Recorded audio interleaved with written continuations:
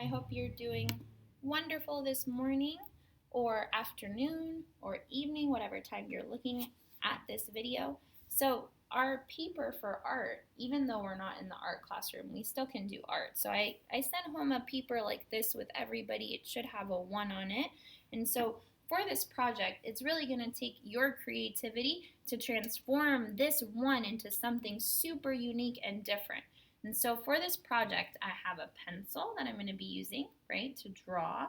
I also have some crayons here that I can use to color with afterward, or colored pencils. We don't want to use markers because they tend to bleed through our paper and then kind of create some smudges and we make the paper a little too wet. So we want to stick to crayons or colored pencils to color. So first off, we have to transform this 1.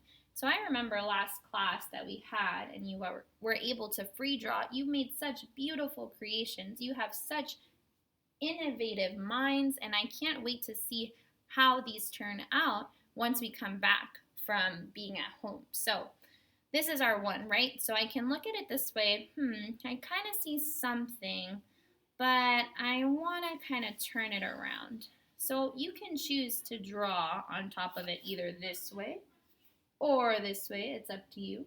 So I really like it upside down because I think I see something. So I'm going to start to draw and maybe one of you or a lot of you can guess what I'm drawing. Does anybody know what I'm drawing yet? How about now? Oh, do you know what it is? If you guessed that it was an umbrella, you are correct. I think I got inspired because it's been so rainy outside recently. So now I drew 1 umbrella, but I don't want my whole picture to just be this 1 umbrella. I can actually draw a couple umbrellas. So I'm going to draw another one over here. And so it kind of gave me a trick on how to draw umbrellas. I can start with a 1 and then draw the tops. And I think I can draw another one over here. Boop, boop.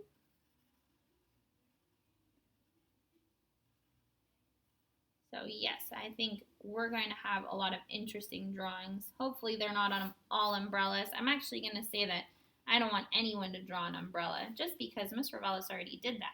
I want to see what your brain comes up with. I want to see what you see when you look at the 1. Not what Ms. Ravelis sees, because then that's boring. So now that I have 4 umbrellas, I think I can add some raindrops because that's what's been happening recently, right? We've gotten a lot of rain. Some of you have been wearing rain boots. Some of you have been hanging out in the puddles, using your umbrellas. It's been awesome.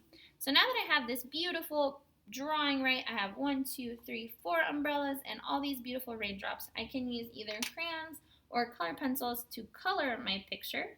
So instead of spending time coloring, although I will say when we color, before I show you my finished product, when we color, we do want to try to color nice and neatly just because we want to work on our craftsmanship. So remember when we were doing those pumpkins last trimester and I told you about craftsmanship and how we need to make sure we don't have as many white spaces and we're coloring where we're supposed to, not all over the place like this, but we're coloring nice and with intention, right? That means with purpose.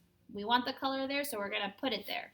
It's not like we're coloring and we're like, well, hopefully the color gets where it needs to be. No, we don't want that. We want to be intentional. Put the color where it belongs. So see how, Mr. Vellis, I only wanted it on these 3 sections. I want to do a different color for these 2. So I'm putting the color where I want it, not just coloring all over the place. So I hope to see that in your pictures too, that you're coloring with intention. So last umbrella section and voila. There we go. So I already made one of these drawings, so I get to show you my finished product. Ta-da! So I used a couple different colors on this one than the other piece. So I have my 4 umbrellas, right? I have some raindrops, and I have a nice colored background. So I want us to keep this in mind when we're creating our beautiful masterpieces that Ms. Ravelis wants at least a picture with a background. So it doesn't have to be just an umbrella. If you can think of a different kind of thing to make, you can totally do that. But Mr. Vallis wants a colored background for it. So that's it for this video for this week's art project. I know next week we're going to have another art project where we use a tiny square of paper. So I'll show you what we're going to do with that next week. But for this week, this is what we're going to stick to. If you have any questions or you're a little confused on what we need to do, you can always have mom or dad email me and I'll be happy to answer all of those questions.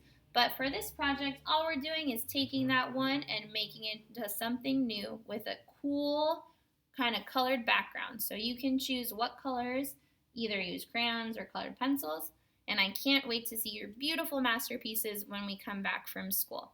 So have a beautiful rest of your day and a beautiful rest of your week. I'll miss you so much, first grade, and I can't wait until we can draw again in art class.